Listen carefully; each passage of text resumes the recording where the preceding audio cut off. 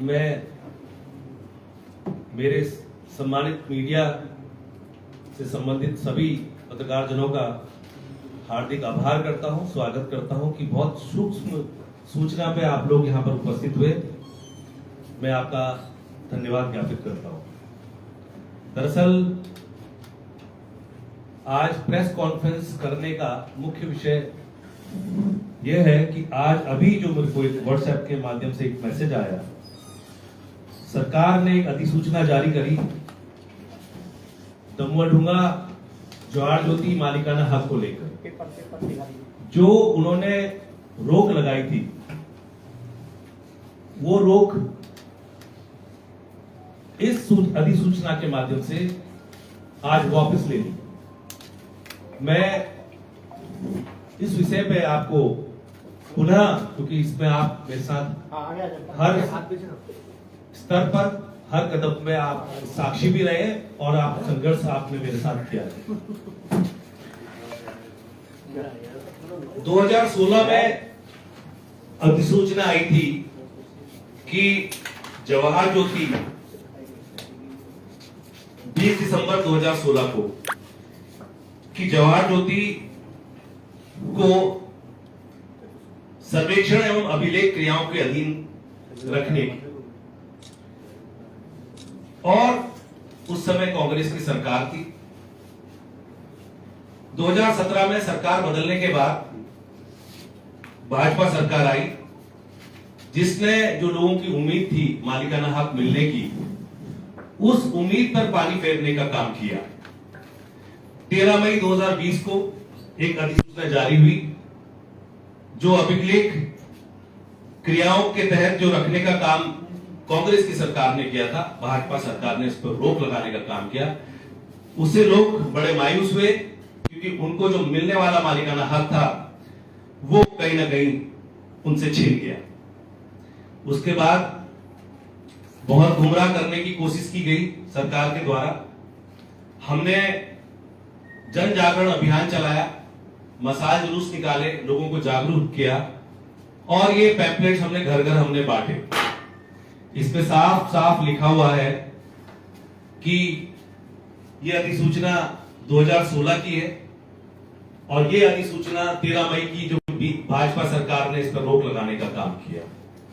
और एक महज पटवारी की रिपोर्ट पे, जिसपे पटवारी ने लिखा था कि ये बहुत घनी आबादी वाला क्षेत्र है और यहां पर सर्वेक्षण कराना संभव नहीं है, तो इस सिर्फ एक महज पटवारी की रिपोर्ट के आधार पर लोगों को मालिकाना हक जो मिलता उसको छीनने का काम किया गया।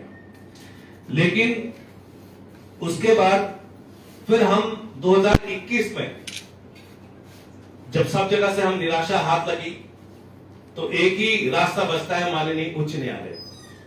तो माननीय उच्च न्यायालय में हमने 2021 में एक रिट पिटीशन लगाई जिसकी संख्या 118 है और वहां पर भी सरकार ने हर तारीख में हमारा विरोध किया, यानी कि मालिकाना हक मिलने का विरोध किया। लेकिन कहीं ना कहीं कोर्ट में जो प्रक्रिया चल रही थी उसको देखते हुए वो समझ गए कि अंततोगत्वा, क्योंकि कागज पत्थर जो थे उनके साफ बोल रहे थे कि सरकार ने ये गलत काम किया है, अंततोगत्वा न्याय जनता को मिलता।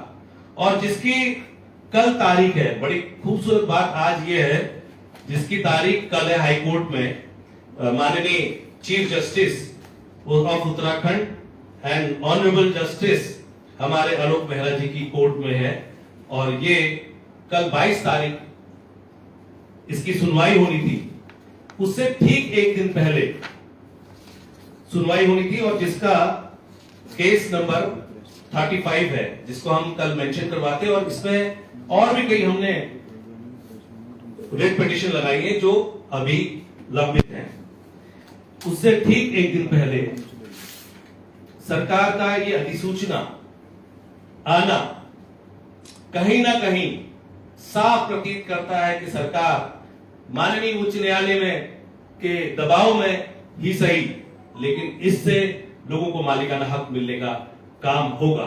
लेकिन फिर भी मेरे सवाल खड़े होते हैं कि सरकार जवाब दे कि जिस तरह पूर्व में इन्होंने जो साहाजी की जमीन में एक बोर्ड लगाया, वो किस नियम के तहत लगाया, किस आदेश के तहत लगाया, जबकि मामला माननीय उच्च न्यायालय में विचाराधीन था, बावजूद इसके आपने एक कमेटी किस नियम के तहत बनाई?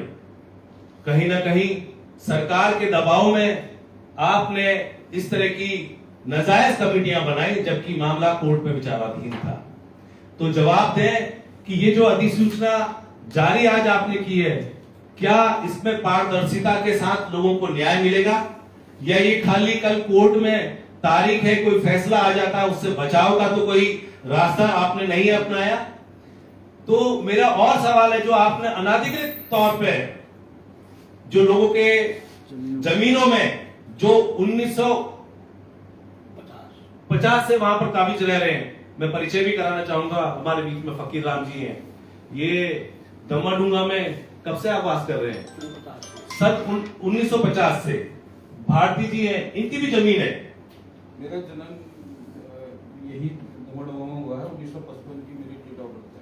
तो ऐसे ऐसे लोगों के घरों में जिनके प्रमाण भी थे और कोर्ट के भी प्रमाण थे, तो ऐसे लोगों की जमीनों में जो आपने बोर्ड्स लगाए और कहा कि जमीन हमारी है, जिस जमीन का आपने एक तरफ लिखा सर्वे नहीं हो सकता, जो राजस्व ग्राम घोषित किया गया कांग्रेस की सरकार में 2016 में, जब उसका बंदोबस्ती ही नहीं हुई, तो आप कैसे कह सकते थे कि जमीन हमारी है या तुम्हारी है?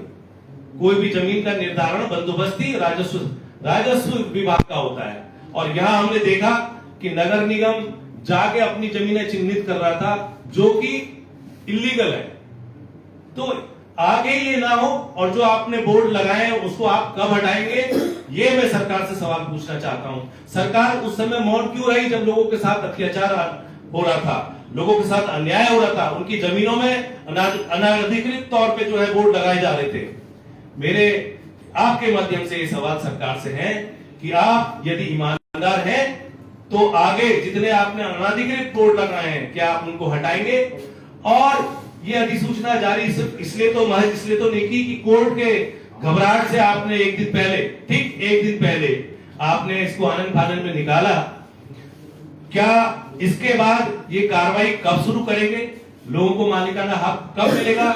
और जो उत्पीड़न लोगों का हुआ वो कब रुकेगा? आज भी वहां के लोग दहशत में रहते हैं कि न जाने कब सरकार का क्या फरमान आ जाए। ये इस तरह की अधिसूचनाएं बदलते रहते हैं। पूर्व में भी इन्होंने 2020 में बदली, मालिकाना हक छीनने का काम किया, और आज कहीं ना कहीं मुझे प्रतीत होता है, क्योंकि कोर्ट में इन्होंने दस्तावेजों का आकलन कर लिया, इनके विपरीत बैठ रहे थे, और इसी घबराहट के चलते इन्होंने जो है ये अधिसूचना निकालकर अपने बचाव करने का काम किया है।